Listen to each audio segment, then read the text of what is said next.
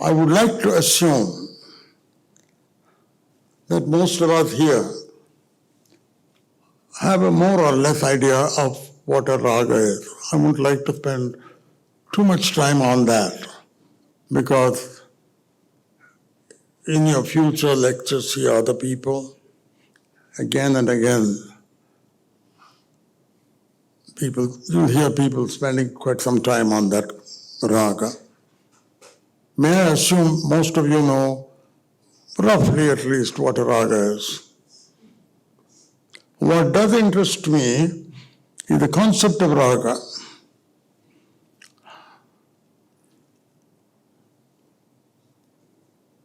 I'm not a Sanskritician, nor I wish to be. But I dabbled with Sanskrit a bit. A raga has all kinds of meanings. I'll just give you some. Passion. Passion.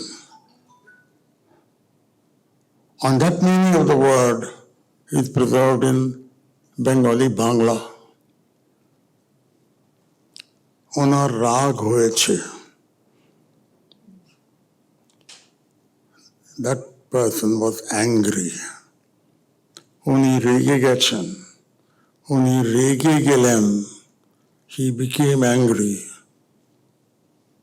Raga also means color. Raga means that which amuses. Ranjayati iti raga. And so on and so forth. As we use it in music,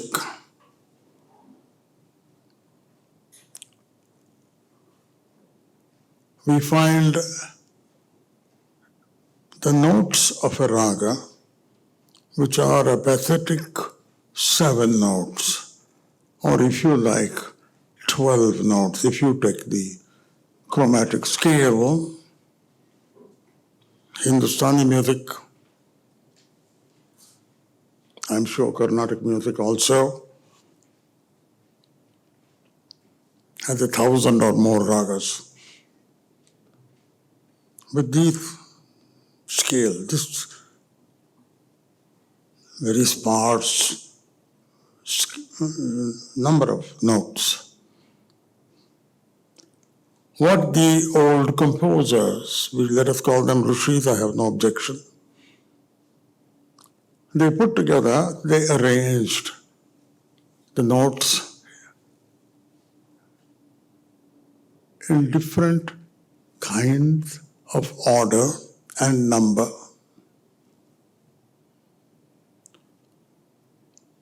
The shortest scale in Hindustani music, I'll be speaking mostly for obvious reasons about Hindustani classical music, which have, to me, Carnatic music and Hindustani music are stylistically different, but not different in content. They might have different names, like Bhairav is Maya, Malava, Gaula, and so on. That doesn't matter. It smells as bad by any other name called. And 5 notes. Carnatic music has Mohana. 5 notes. Sa, re, ga, ma, pa, dha. Or some other raga. Sa, re, ma, pa, ni. Of course, ragas are all artificial. It is artifice, human artifice. And when people talk about, oh, this is so natural, I said, come along, tell me another story. Not that. All our music, all our art is human creation. I don't know what kind of gharana our gods belong to. And that, I think, is just, these are emotional expletives Today we are not dealing with that. 5 notes, 7 notes, and then the combination. 7 up, 7 down. There's some drink called 7 up, right? Yeah. 7 up, 7 down. 7 up, 6 down, 5 down, or 5 up, 7 down, and so on. So, and this is the factory where the skeleton of the raga, the barest skeleton of any raga, is built. Beyond that, once you get a skeleton, is there anyone familiar with Hindustani music? Please raise your hands. You would like to sing for me? If you do, please come here and sit next to me. Now let me give you a crude example of what I'm trying to say. I don't like to confuse you or me, and I certainly don't like to bamboozle you, which is what many of us do. And I think that's very wrong.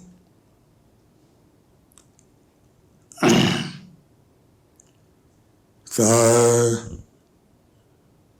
can you sing that note for me, all of you? So, all of you, yes? Try, all of us have voices. Sa, re, ga, pa, da, sa.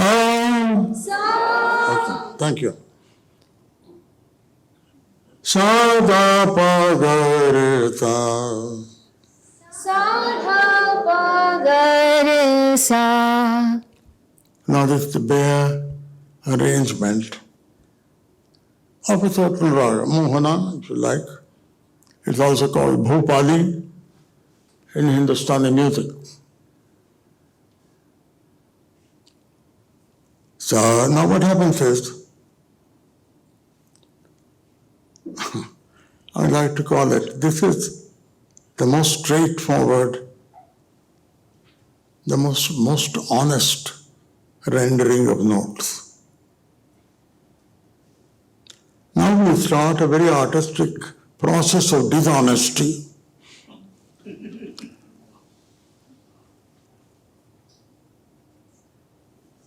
Sa, re, re, ga, ga, pa, pa, dha, sa,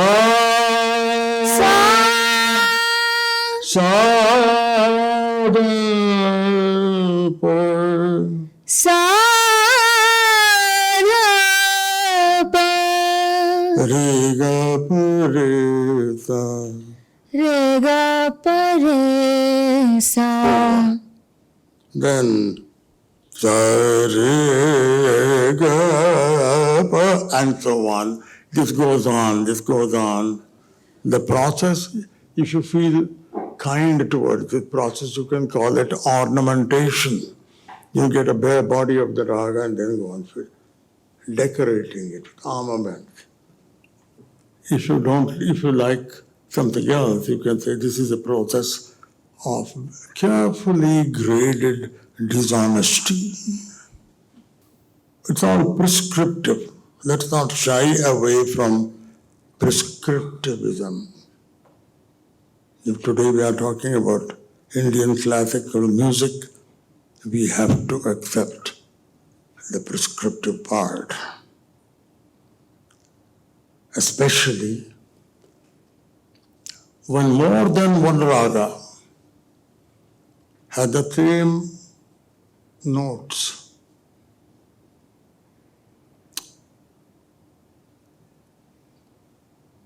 And then you make the distinction. You distinguish between the two by the main movements.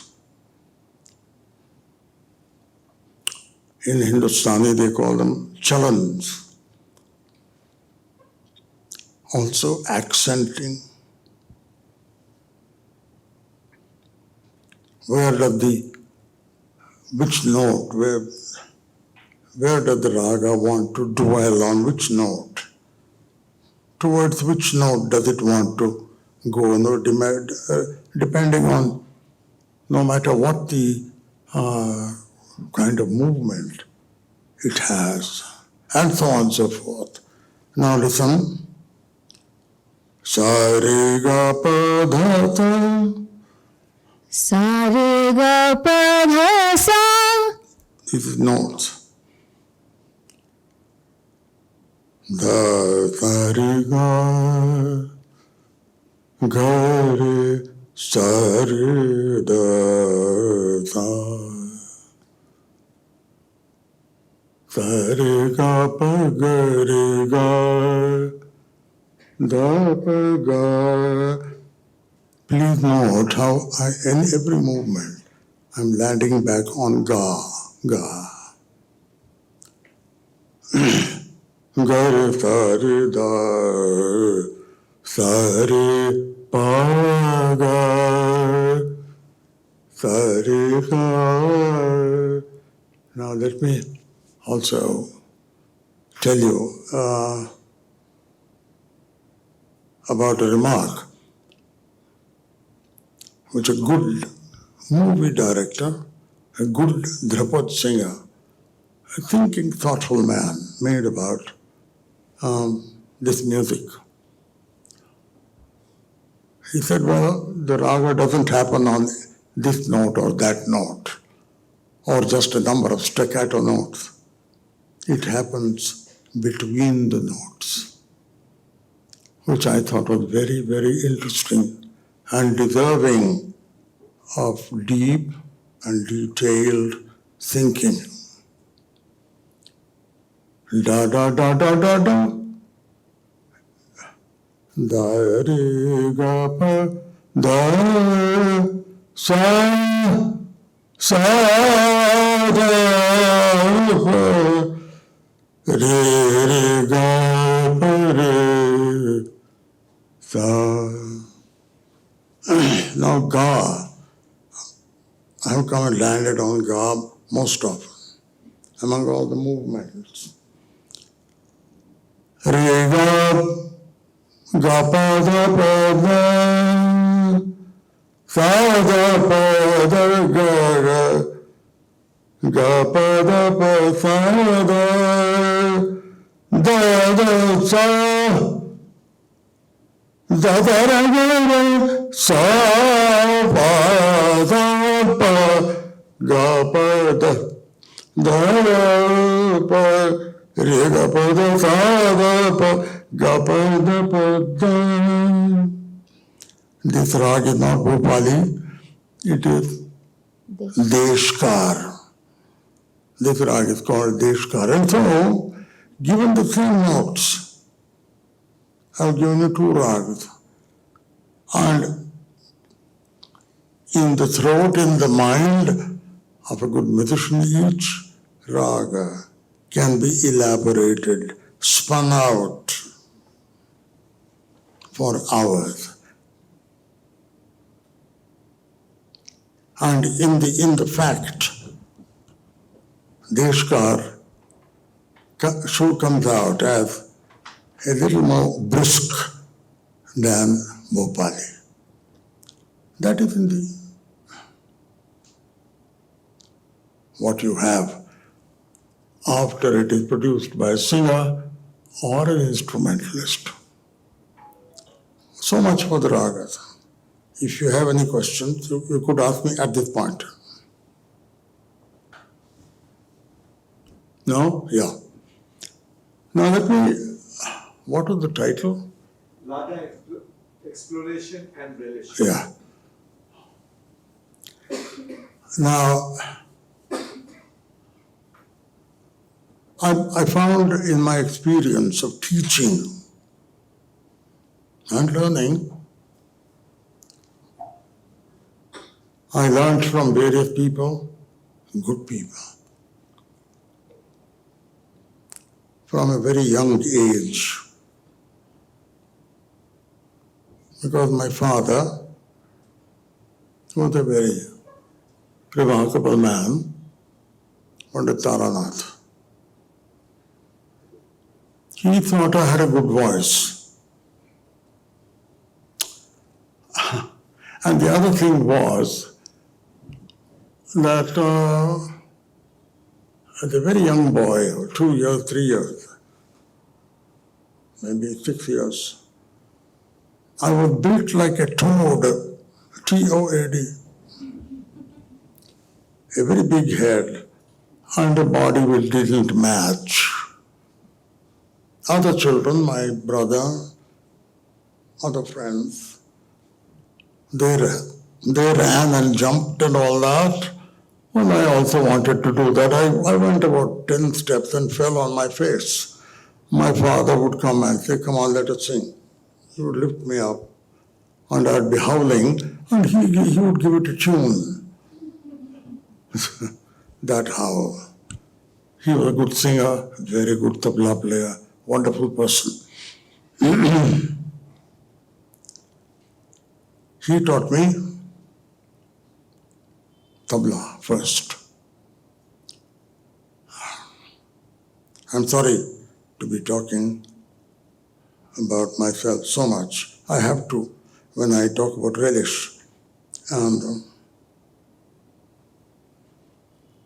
he taught me tabla first. He would sit in front of me, I would sit and lead the pair of tablas. His right hand was my left hand. And to this day, well, people call me, and I also tend to believe that I am a normal-handed Sarod player. But give me a tabla, I am a left-hander even now, at 90 and ready to go. I play good tabla even now, but with the left hand. I started learning that instrument before I knew the difference between the left and the right. This is the experience of all children.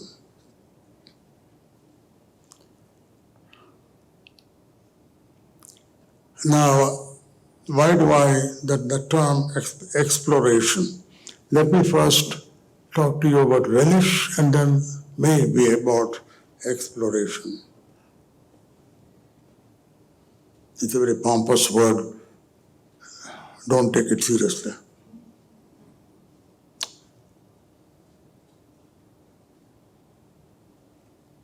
In my experience of teaching, of learning first, I learned from very valid musicians from North Karnataka. After my father got each one of them, one after the other, as in-house teachers for me. Very valid. Why do you call it valid? Every raga that they taught, no matter where I have heard that raga again, it could be in Timbuktu, it's been the same raga. It's as valid as a currency coin. It works anywhere in India, the Indian coin. Do we have coins? I don't know.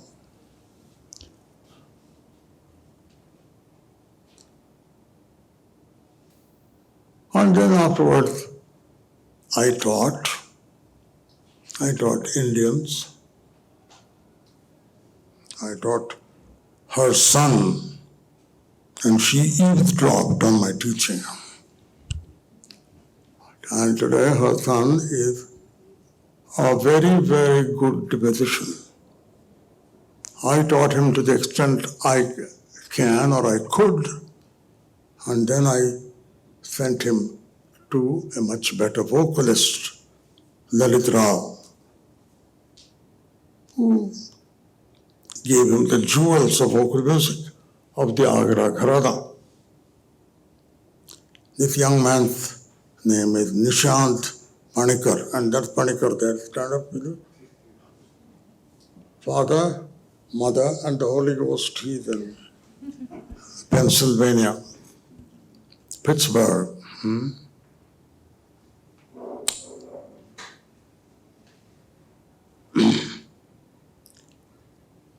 The difference between teaching a boy like that,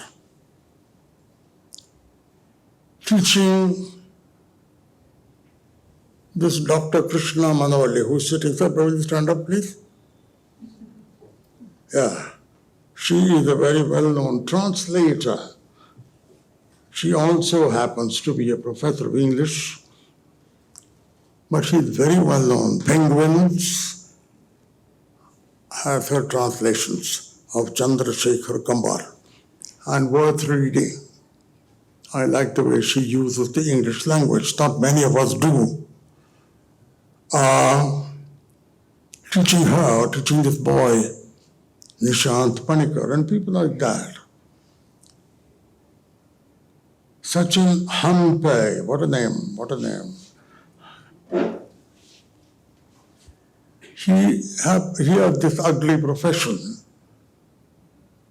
of a chartered accountant, but he's a good Sarod player. He's a good Sarod player. And a very serious student of mine. Now he gives performances, good performances, well-received performances on his own. So, he is one kind of student. And the other are American, German, French, and others. And I also helped my guru, Ustad Ali Akbar Khan Sahab, in San Francisco. And his college, Ali Akbar College of Music, is full of non-Indians. There are a few Indians who stay there for a month or two and then develop, like we develop a raga, they develop all kinds of excuses for not coming. It's like a raga. Finally, they arrive at very useful excuses and then they disappear. Thank you, they disappear. But these other people are very hardworking. On an aside, at present, I am teaching 5 people online. I teach them once a week. Please listen. I think it's good for you to listen, good for me to listen. Each one of them is an excellent Sarod player. Each one of them has learnt for 32, 35, and one single Japanese student among them for 43 years from my Ustad. That's a whole lifetime. That, please believe me, is a whole lifetime. Excellent Sarod. Well, I happen to be older than, there are not many people older than I am. And so look, you are all very good players, but your music lacks juice. That thing which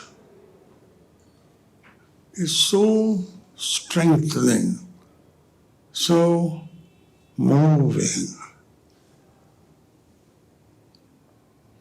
In a performance you give in India or Pakistan, Bangladesh, this subcontinent. And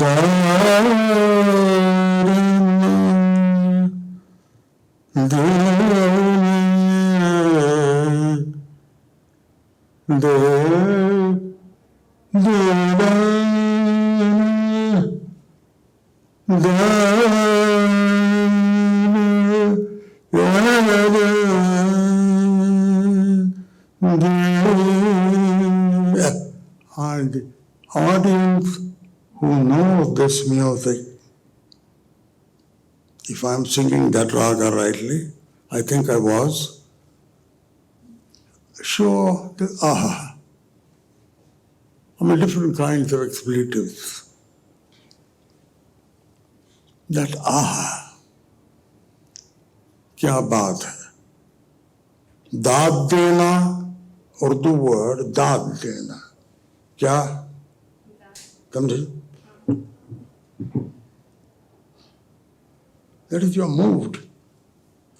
One is to appreciate the technique and the performance, like a good stroke, a good, clean stroke with a straight bat, the kind which Jeff Stallmeyer used to give. We have forgotten just Jeff Stallmeyer. On the other day, I happened to watch a lot of cricket. There was no straight bat. All the bats were cross. All the bats. Well, I mean, anyway.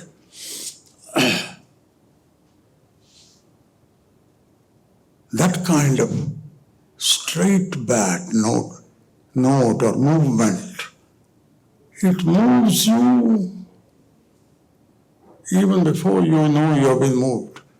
And you say, aha, aha. Some people tear in their eyes.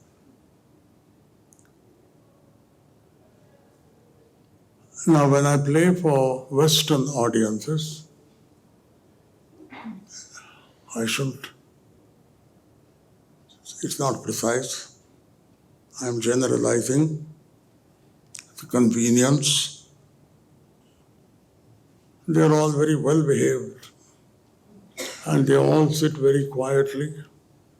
Sometimes I think I am in a place where all corpses are sitting very quietly, well-dressed corpses. There are no reactions. Now, that's what I want to tell you about.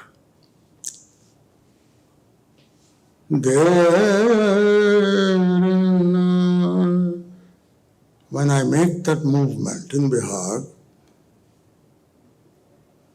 I must enjoy that movement. I am not singing it as if it's not my voice. It is something which I feel in that raga, in that movement. And the person who knows Bihar, he knows that movement, he knows the feeling behind it. And therefore, aha, kya baat hai. MashaAllah, God's name.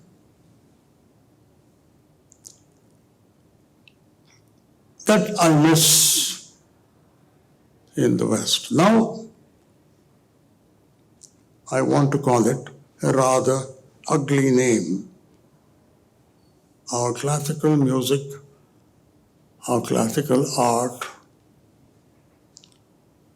is in the essence transactional.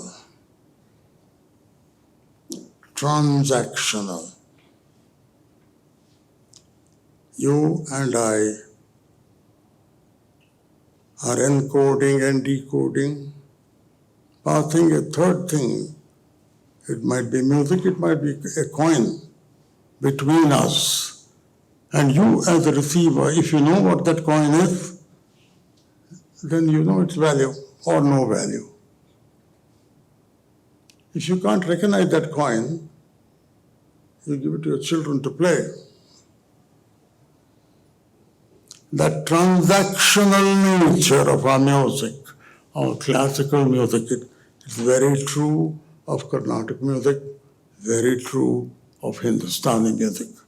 That is why that's the difference between the kind of reception we get outside the subcontinent and inside the subcontinent.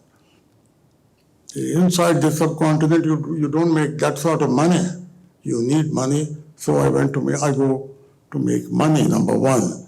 I also appreciate, respect a lot the kind of commitment people there have. I told you just now, the students that I'm teaching now, each one of them had learned for 35 years with Khan Sahab, and now is learning vocal music from me a whole lifetime. How many of us can say that here in India? No, we don't have that, except perhaps in Kolkata and to some extent in Tamil Nadu, among the Brahmins, because this music in Tamil Nadu, classical music, has been mostly. I'm not into cheap quarrels about the Brahmin, non-Brahmin. No, not that. That has been preserved. Once, I happened to be associated with the ADMK. When it was begun, I happened to be trying to teach English in Tamil Nadu, Tiruchirappalli, which is quite the center of very lovely Tamil. It's not a Yannaba Tamil, it's a Yannaya Tamil. And there is a big difference between that. Ayya is such a respectable, such a beautiful word. Ask him sitting in front of you. This man, Fazal Muhammad, he is a very good Tamil scholar.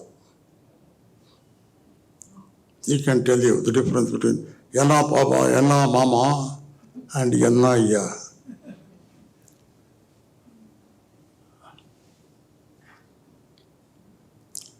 The transactional value of music, which has a bit, certainly you got to understand the object of transaction. In this case, music. In this case, the raga, the composition, the kirtana. Apart from that, there is the subject. It is not a cold thing either in your computer board or a typewriter or in your fountain pen. In your fountain pen, you have to push it. Your spirit has to be there.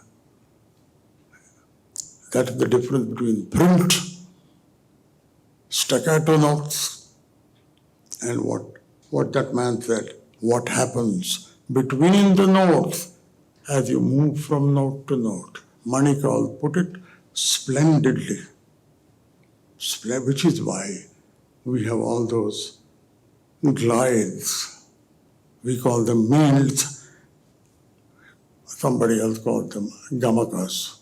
In Carnatic music, it's called gamakas. The different kinds of gamakas. They're very, very important in this music. Other musics don't have that. Or they have trills, like Arab music. I stayed for 1 year in Yemen, and I was privileged to stay there. I learned a lot in Yemen. Saqafa al-Arabiya. Saqafa al-Arabiya. But it's different. The consciously developed movements, glides. Glide is a bad word. That is called the meend. Meend. M-E-E-N-D. Meend.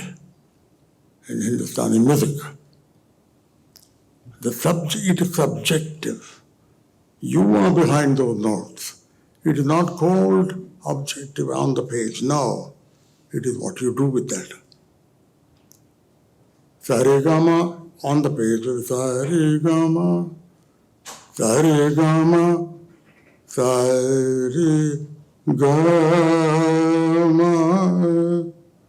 Saregama. Oh, there are hundreds of things you can do. And that's because there's the spirit making the choice of what? Of the appropriateness of the movement. And if you like to think of it, the bigger musician makes the more appropriate choices. He might make a shocking choice or two, and the interplay between the given and the created. Ustad Ali Akbar Khan, my guru, was well known for that. Long ago, some of you might remember there was this magazine called Sunday, which came out of Calcutta. Someone, I forget who wrote. He compared three kinds of artists. One, the beginner, unimaginative, clever maybe, but unimaginative, who reproduces whatever has been taught to him or on the book. And the second, who wants to grow wild, who wants to make all kinds of combinations and just goes and falls outside the limits of that raga. And then the third, a very valuable musician who pushes the boundaries, That is, you feel, oh, he's going to fall, he'll fall. No, he doesn't fall. He sings Yaman, he sings Bhairavi, any raga. Khan Sahib, Ustad Ali Akbar Khan. He had that kind of a creative tentativeness. When you listen to, now there are very prominent Sarod players in this country. They know all their movements by heart. They have done it yesterday, they have been doing it since the last century. And then they'll do it till eternity. And if you go to sleep, nobody can blame you. They themselves are asleep, only their hands are moving. Whereas this other man is there, who he's developing the raga. We call it alap or vistar. You know the word vistar? Airways, vistara. No. To spread the raga. It's a very great thing. As I told you in the beginning, what have you? You have 7 notes, 5 notes. And that you make performances of half an hour, 1 hour, 4 hours through the night. That takes something. If we know the spelling of creativity, let us relearn that spelling. Because it's a very low, very slow. It's like giving birth to a baby, I suppose. I haven't yet given birth to a baby. That difficult. The agony of the mother. And in the Khan Sahib Sarod, it shows itself as a searching. Like a blind man searching for the wall. It's not there. And then he finds the wall. When he finds the wall and I watch him finding the wall, we celebrate. We celebrate silently and happily and fully. That satisfaction that I get when a man seems to be looking for something and finds it. We easily understand that in a novel, don't we? The hero, normally stupid fellow, gets into all kinds of difficulties, but finally he finds the girl. You're happy, she's happy, I'm happy. Khan Sahib does it in each raga. We can get back to the well-known cliched words like cliché. He's not into that. Because of this same relish, Khan Sahib once, as he closed his eyes and he would play. And he would like to wipe his nose. And his handkerchief would be on his left. That day he had forgotten. And he was playing. Those of you know, early morning I was playing Tanpura, very near him. Bilas Khani Todi. Now Bilas Khani Todi is said to have been created by Bilas Khan, Tansen's, Mia Tansen's first son.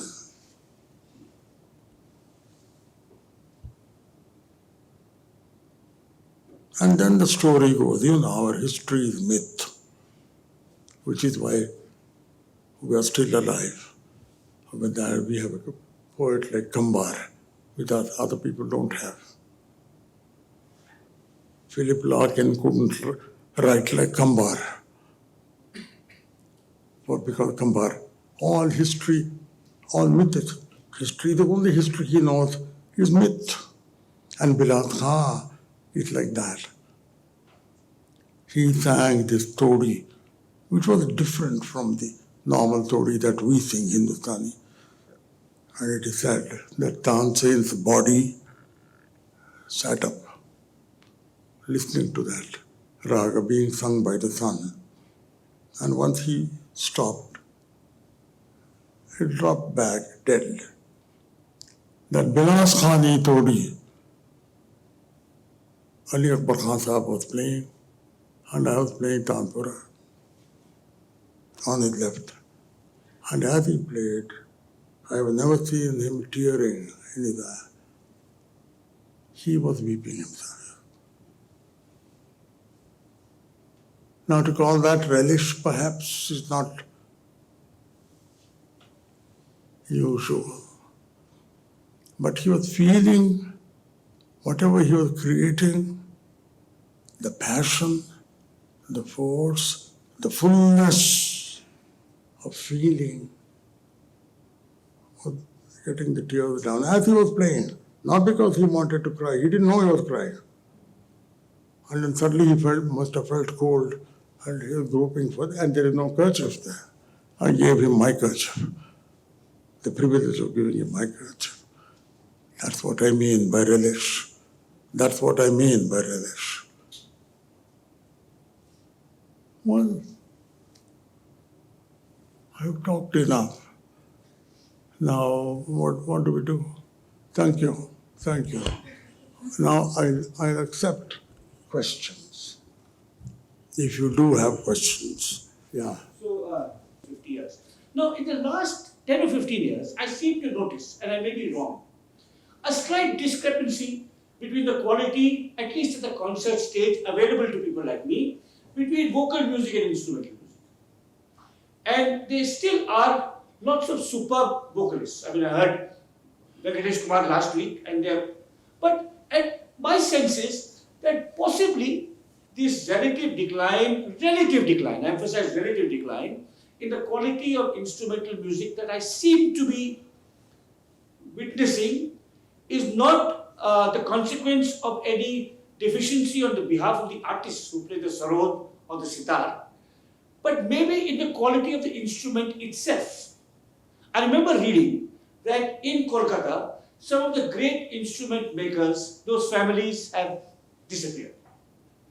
So, first of all, apart from my appreciation and all that you've given us, my question is this, does this surmise of mine that the quality of instrument that you used, or Ali Akbar used, or Buddhadev Das Gupta used, or Radhika Mohan Maestro used, and similarly in the sitar, could that be one reason why there's, at least in Hindustani music, in popular perception, I repeat, only in popular perception, there seems to be a discrepancy did not exist before, where the vocalists are somehow more popular, more widely known than the instrumentalists. That's really the question I'd like some light from you. Is that your question? Yes. Why is the vocalist more popular than the instrumentalist? Or is it because of the decline of the instrumentation? Well, there is a decline in vocal music also.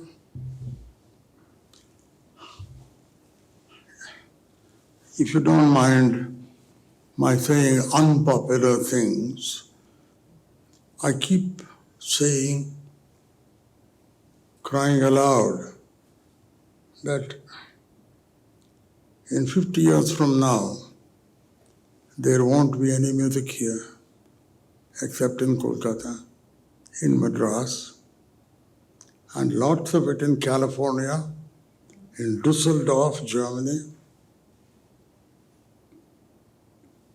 What am I saying? I'm saying what you are saying. You and I suppose certainly you, we speak decent English. Decent. How many MAs of today can compose one simple sentence in English?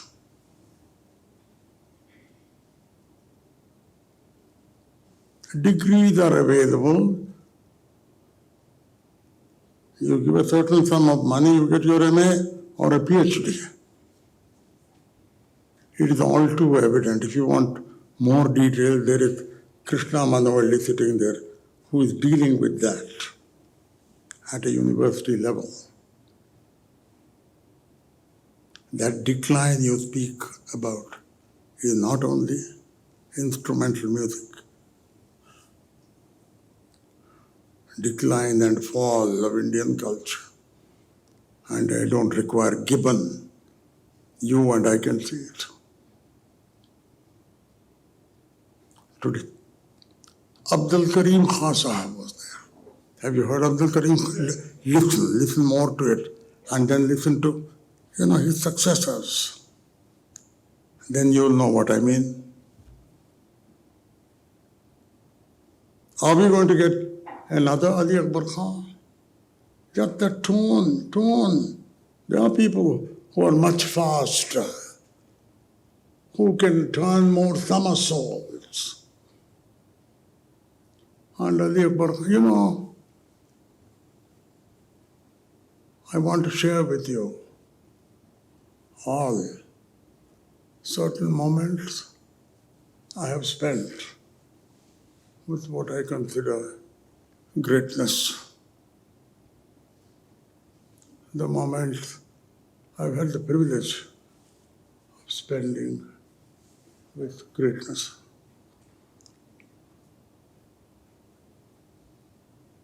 Khan Sahab, my autobiography with Khan Sahab, moved from a certain skepticism he had. अरे ये मद्रासी क्या सीखेगा? তুমি তো বুড়ো হয়ে গেছো, তুমি কি শিখবে এখন? আরে তারা বিয়ে করে ফেলেছে, এখন হয়ে গেল তার। This fellow has got married, now he's finished. And he would be very amused with that.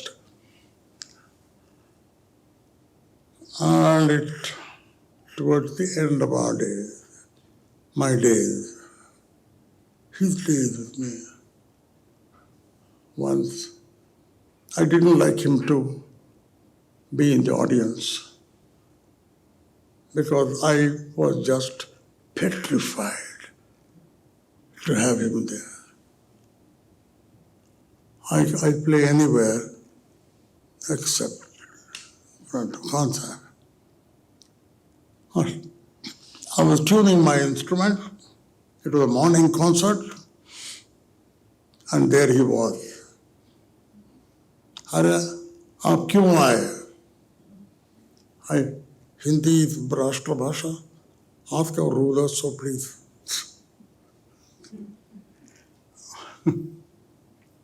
अरे आपको बुखार है, आपको नज़ला है, जुकाम है, चले जाइए. हमने तो टिकट खरीदी है, समझे?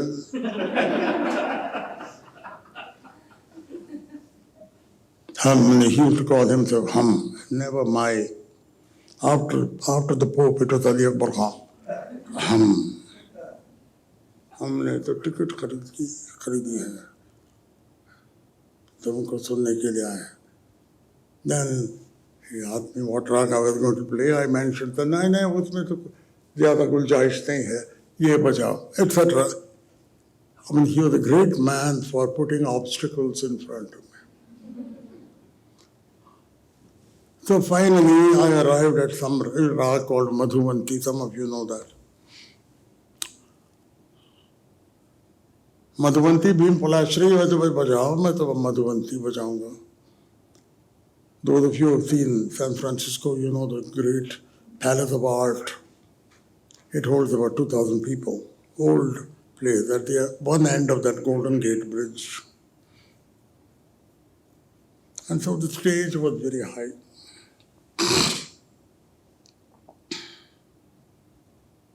I wanted to play a morning raga.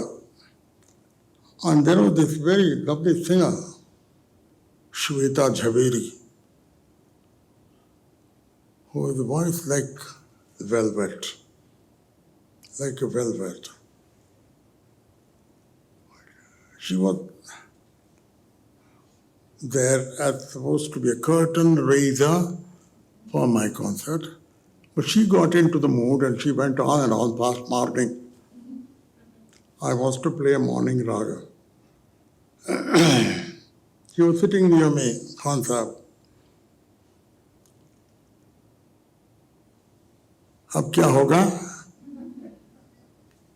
देखो घड़ी देखो, हाँ सुबह का राग बजाओगे अब, हाँ नट भैरव बजाओगे, हाँ.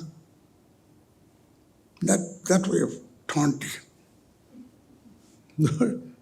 Then I asked him, what should I play? हाँ बजाओ Bhim पलाश्री, Madhubanti, Madhubanti. I went and closed my eyes. I can't get rid of the man, so I closed my eyes and played for 1.5 hours one raga. You know, this connects with what I told you about the raga. And finally I opened my eyes and this man was standing there, bald.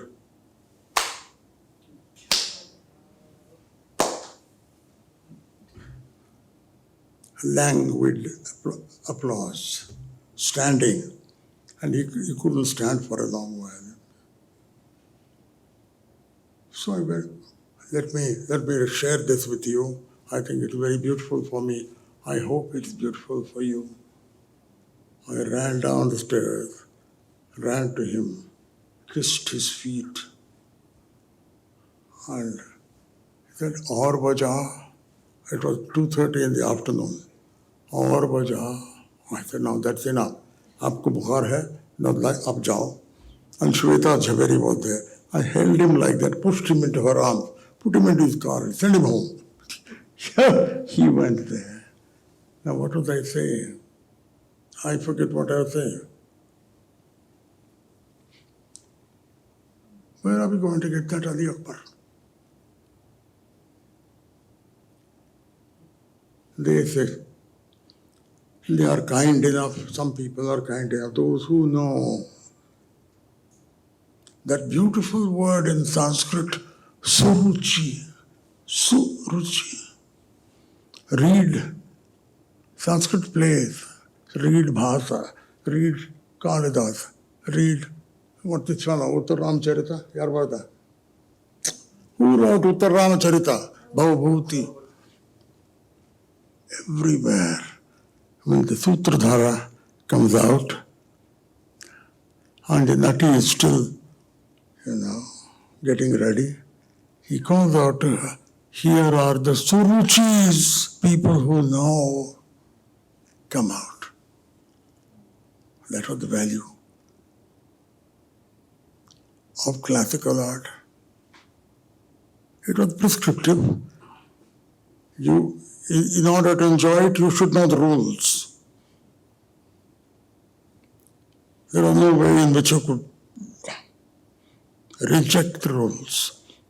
But the greater challenge was to accept the rules and become brilliantly creative inside the rules. Those of you who know Kannada, I want to give you a small example of Kumar Vyasa. Kunti Adiga has a very good line there. Gangayali teli bandhanu radheya ಕೊಲ್ಲಲಿಕ್ಕಲ್ಲದೆ ಬರಳು ಕುಂತಿ ಅಂತಾರೆ. Kunti will not come except to kill him. So, in the Mahabharata, Karna is on the side of the Kauravas, you know that story. And Kunti comes in disguise at night to him and reveals herself to him. Son, I am your mother. That sentence was a death sentence on him. Do you understand? And she asked him to come over to their side. And he said, no. Well, he gave very lovely reasons. Well, I'm not talking about that.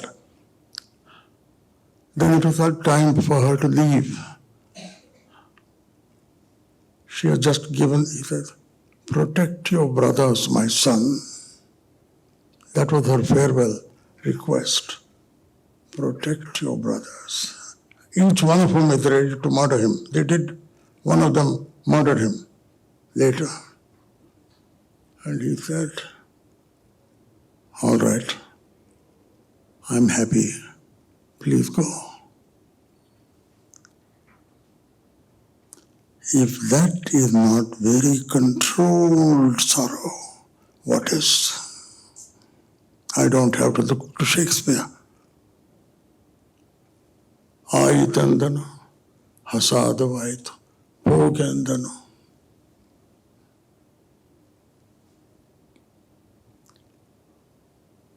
Now, where are we going to get that again? We won't. Similarly,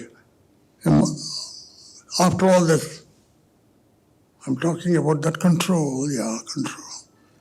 Once Ali Akbar Khan Sahib wouldn't speak much, or he would just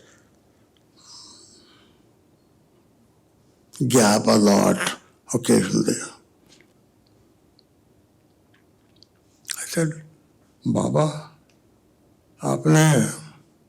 आपने अपनी पूरी जिंदगी बिताई है इस मौसीकी के रियाज में. आपने क्या करना चाहा? अरे, all of you understand?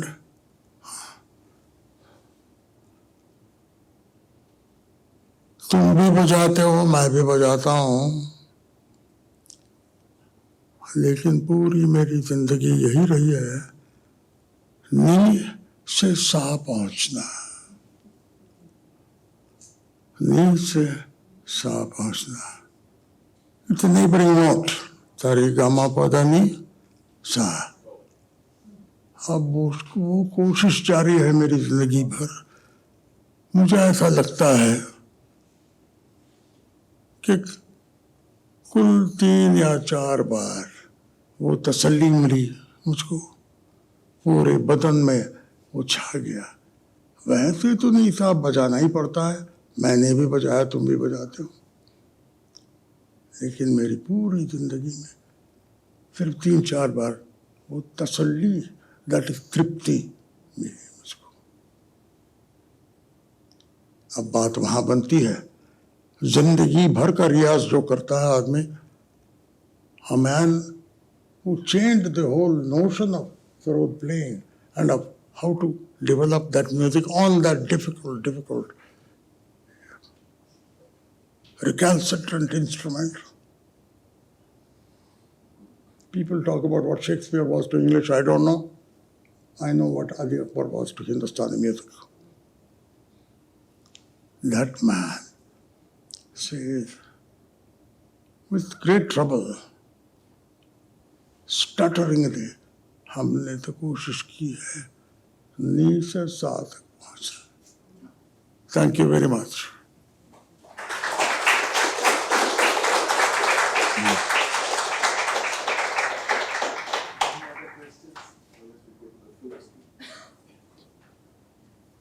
So the first question I wanted to ask was, when it comes to listening to a ragam, you listen to the tanpura and you get the shruti of the song, right?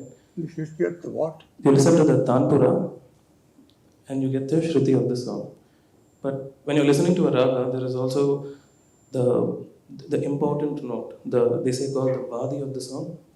Or Come again, come again. the important note in a raga. What's your language? English or Tamil? Kannadದಲ್ಲಿ ಮಾತಾಡಿ. No, I'm much more. ನಂಗೆ English ಗೊತ್ತಾಗ್ತಾ ಇಲ್ಲ. ಕನ್ನಡ ಮಾತಾಡಿ. ಹೇಳಿ. Okay, Tamil phase. ನಾವು ತಮಿಳನ್ನು. ಇಂಗೆ ಉಕ್ಕಾರ್ಗ ಎಲ್ಲ ತಮಿಳರ್ಸ್. So, என்னுடைய நண்பர்கள் தொண்டர்கள் இங்கே உட்கார்ந்துருக்காங்க. இப்போ ஒரு ராகா கேட்டுன்னு இருக்கோம்னா ஒரு முக்கிய நோட் மாதிரி இருக்கு, இம்பார்ட்டன்ட் நோட். அதை the more it repeats, the more you understand, okay, this is the essence of the raga. This note is the essence of the raga. But which is, I think they call it the Vadi of the ragam. And there is another note which is called the Samvadi of the ragam, which is like the note that drives the important note in the ragam, or the one that always comes together, the essence of the Vadi. If I have understood you, what is the essence of the raga? Yes. Am I right? Yes. Is that your question? That is one part of the question. What is the other part? So, when it comes to the most important note of the ragam, there is a note which always comes with the important note of the ragam, which always decorates that note. So, they call it the Vadi and the Samvadi, the note which carries along the most important note. So, how would you find that out while listening to a raga? Now, I would like to, this is a very important question that he is asking me. Now, let me generalize, and to generalize is no good for convenience. In Hindustani music, I don't know about Carnatic music. In Hindustani music, there are two kinds of approaches. One is the approach where, if you like, the musician is, the bad word that I'm going to use, illiterate. And the music has, and there are people who talk about, I am the 7th generation musician of that gharana. Somebody else says I am the 18th person. You must have heard this. And at this other school are people who write notations, who write books, Bhatkhande, Patavardhan, Pragyanando in Bengali. Now, Vadi, Samvadi is something which is there about every raga. You read Bhatkhande or one of these books, you'll get that. But you go to an Ustad, not the Bhatkhande school of music or any college of music. You go to a great practicing musician who has somehow finally agreed to teach you. He can throw you out any time. He is not going to talk to you about the Vadi and the Samvadi. He just sings, makes you sing, and as you sing, you realize the prana of that raga, the essence, as you call, of that raga. Your own singing, if you're singing a raga well, you'll come again and again to that point. You won't give it up. What's wonderful about our music, both Carnatic and Hindustani, is the permanence of the tonic. You are there with the sa, for example. Everything else is built in relation to the sa. Otherwise, the raga is not raga. And no matter what raga you're singing, there are certain movements, there are certain places, there are certain what you call Vishranti sthans, to which you come again and again. And that builds up the spirit of the raga, or if you like, the essence of the raga. I hope I am understood. So my question is on Avishkar. Avishkar. What do you foresee can be an invention in the world of Hindustani music? I do understand that Raga itself is a journey and is inexhaustive, but we have been singing the Ragas for centuries, but if there can be something inventive in this world, what do you think it can be In the Raga. in Hindustani music? Well, there are many, well, I can't reel off every reason. I don't know all the reasons. Number one, there were families having this as their professions. And they had their patrons, you might call it feudal, you might call it whatever. Hindustani music has a big spread from a temple to a brothel. All right? Lovely musicians everywhere, all of whom nurtured this music. And because there are so many people coming in, the music also slowly developed aspects which it probably had not looked into earlier. For example, you used to sing, do you know Hindustani music? Yes, I do learn. You know Bhairav? Yes. Yeah. So, Sare Gama Pada Sa Ni Da Pa Ma Ga Re Sa Ga Ma Da Da Da Pa Ma Pa. Now Pa Ma Pa. This is my experience. I made in Kolkata. That's why it comes. It's like those glides are very typical of Bengali musicians singing this music. Of course, it is so much there in Rabindra Sangeet, right? Rabindranath Thakur. But what I want you to notice is, it's not the. You are touching Komal Nishad. Am I right? Now, how did that come about? It is not prescribed, but over generations of use and a feeling of propriety. Propriety not in the sense of arithmetical propriety, but something which is feeling pleasant. Something which you feel ought to be there. To carry the spirit of that raga, you get that Komal Nishad. That way it developed. Why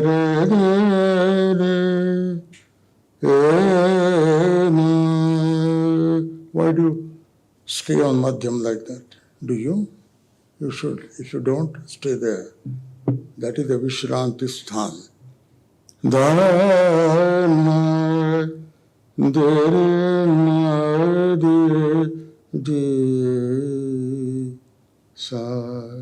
I right? That's how.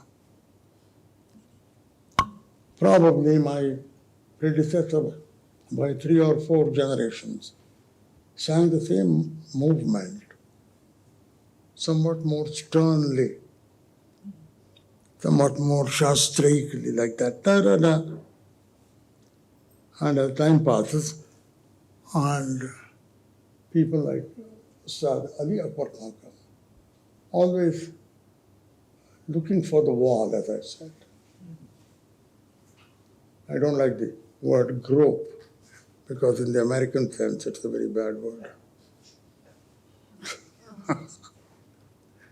So, but that's what I mean.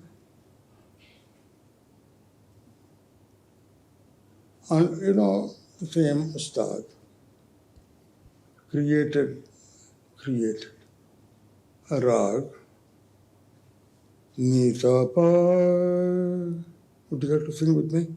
Sing. Nisa Pa.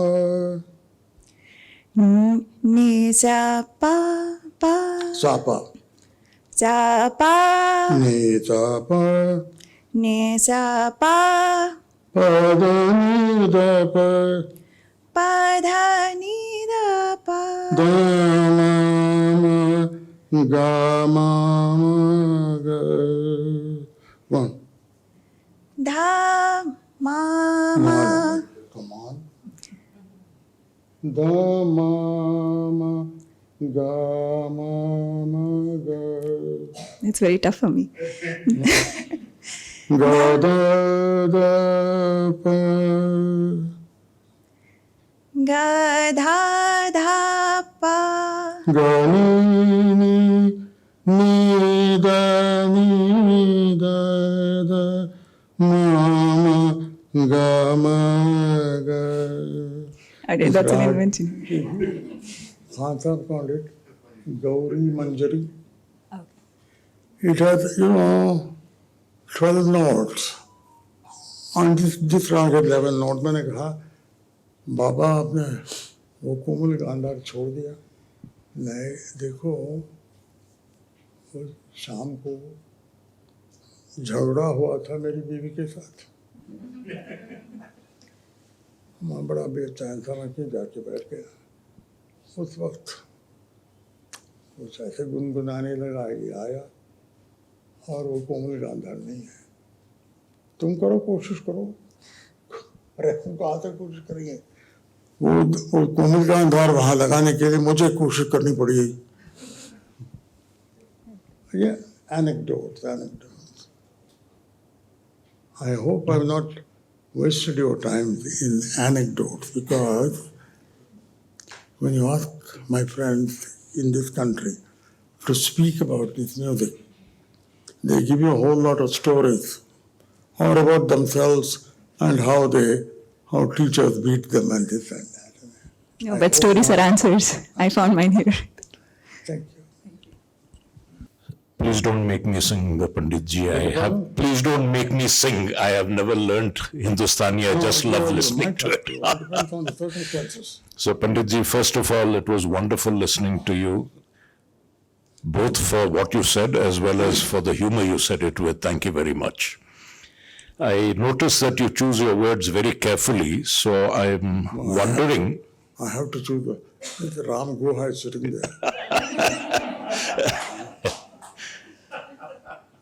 So I'm wondering why you, in the start of your talk, described rather disparagingly what you later, if I've understood you right, said was the difference between soulful music of the subcontinent versus the soulless, if I can call it, of. And that is the gliding between notes. Why did you call it being dishonest, Panditji? You started by saying. How nice. Hindustani music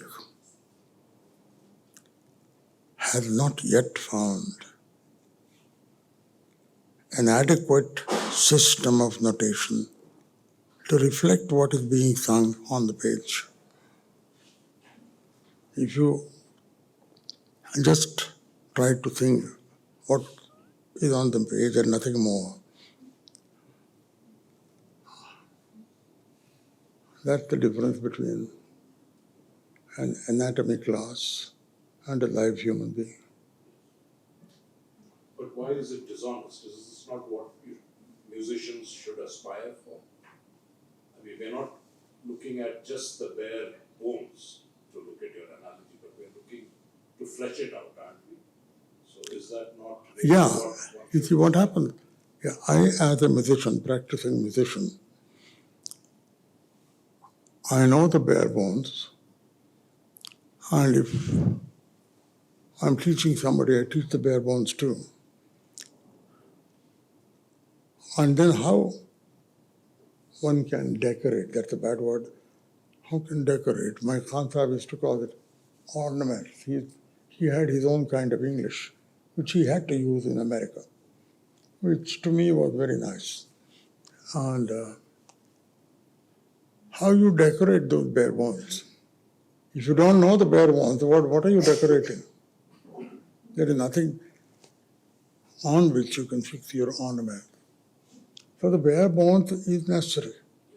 Sarigama padarisa, tadavamarisa, etc. But once you have that, and on the other hand, your teacher, as he teaches, he's not talking the way I am doing here.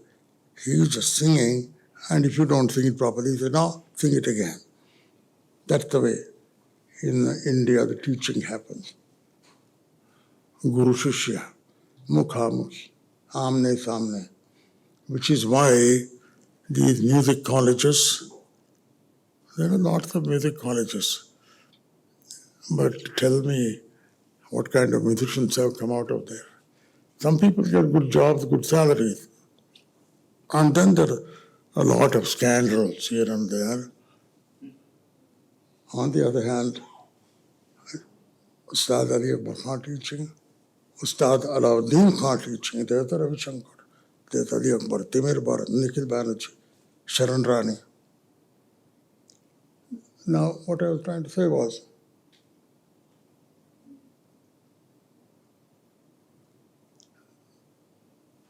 the great teacher musicians, while he teaches you, he's also teaching you a whole lot of techniques. Techniques, not only of the fingers, if you're an instrumentalist, but the things you could do with those fingers. Now he slowly takes you with all that equipment into a raga.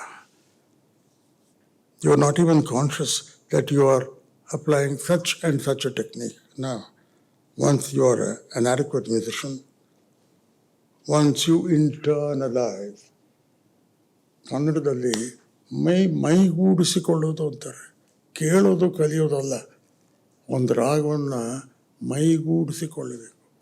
You internalize it, which to me is much more than learning. It should come in your waking hours. It should spoil your sleep. It should prevent you from going to sleep because it's going on there. Now, you know the bare bones, and then your teacher is teaching you that same rag.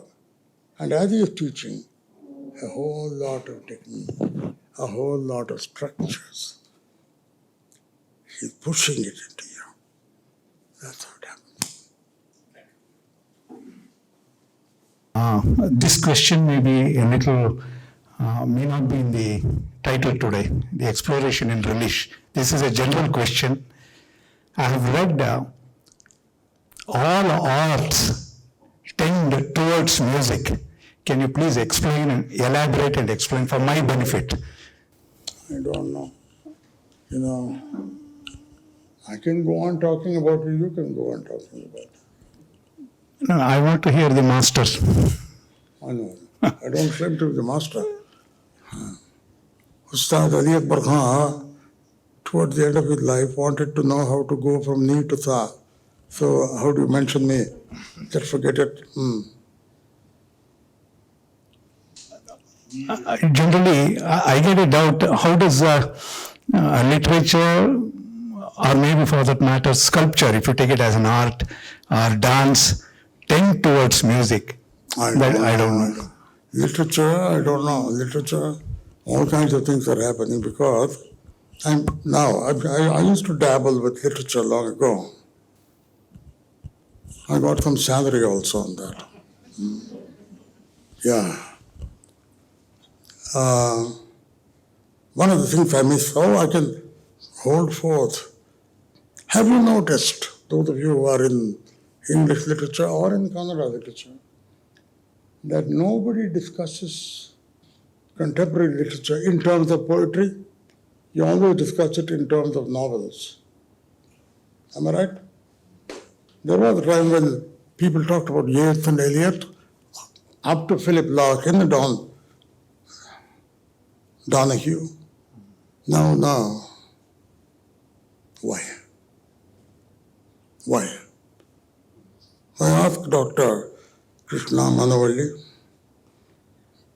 Well, I don't know, she goes all over the place. She has good English too. And so there you are. It's one of the very strange things. Today we are not talking about poetry at all.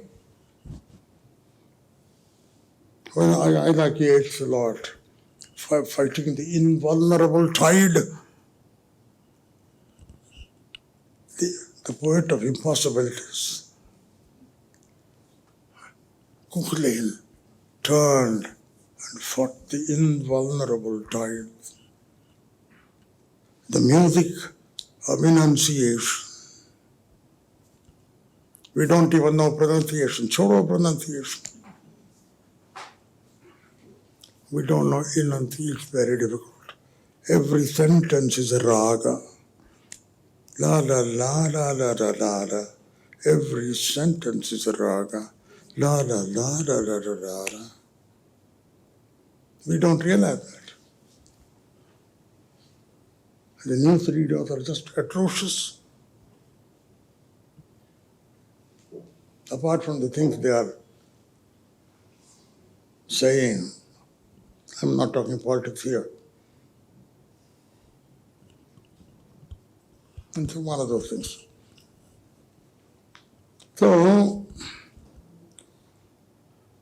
that when all art goes towards music, I don't know. All of us, why do we dabble? Why do we indulge? Why do you cover yourself? Why do you soak yourself in art? You want to go through the process of life all over again. Like in your food. It's not only sweets that you want to eat your pickles, you want to eat your pavakai, hagakai, better word. You want similarly. But in literature, modern literature, I did dabble a bit there. Unlike music, unlike classical music. I did dabble a bit in Kannada literature also. There don't seem to be any standards. There seems to be only vehemence. This is right, everything else is wrong. There was a time when my teachers denounced Milton, some of whom had read A Whole of Paradise Lost. Some of them had seen the cover of Paradise Lost, of the book, but denounced Milton all the same. Because Eliot, in his essay number 1, he did not denounce. He said Milton is not healthy for the English language. But Eliot happened to write another essay in which he withdrew all this, and all of us felt let down by Eliot. We had made our statements, we had made things, we had written things down, and in the meanwhile, Eliot withdrew the things he had said. So where was our support? High and dry, as they say, that was it. We look for that kind of a satisfaction, a comprehensive kind of satisfaction. Well, that's one way of putting it. Even the story we tell our child, the hero comes, he goes through some difficulties, agonies. He loves the girl, he's with her, but then the giant carries her away. And our hero now equips himself with bow and arrow and what have you. He fights, he becomes unconscious. Or sometimes Krishna is always there to come and save him. Or if a fellow is fighting a very honest and a very beautiful war like Karna was, Krishna is always there to cheat and tell Arjuna, kill him now. He is trying to lift up the wheel of his chariot, sunk in Kesaru. What do you want? He is there to cheat also, deceive, cheat. We want all that in our stories. So in music also you go through difficulties. You are a good musician, very good musician. Kya baat hai?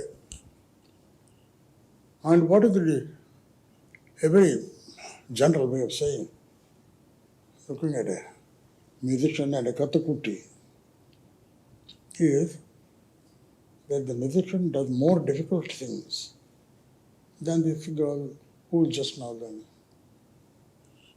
It's a kind of an obstacle race, obstacle thing, which you set yourself. In the Olympics, the sportsman, there was a great man called Sergei Bubka.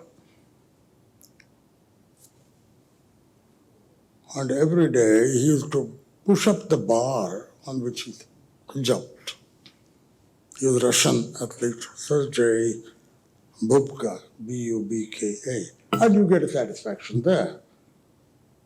So, what that, something Tom went up the hill to fetch a pail of water. Something fell down and something came tumbling down. Da da da da da. Well, even there, you created your difficulty. Go up the hill. You get the water. And then it falls down, and you fell down, and somebody came. Two movements coming down. Very simply, expand it. You can get Tolstoy there, certainly can get Dickens. We want that in music also. When a person sings, very simply, when you go up, his voice goes up there, but he wants to go here. And when he goes there, all of us do that. It could be an instrument, it could be vocal music, it could be Sarod sitar. Now there is this fashion of going fast.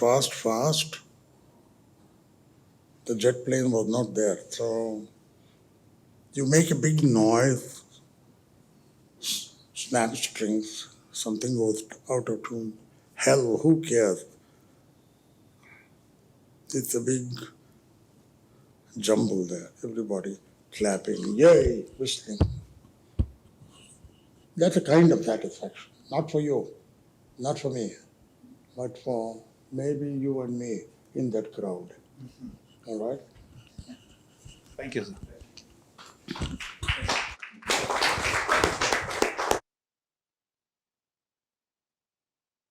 Well, as insightful discussion. Thank you. So much, sir. Thank you, audience.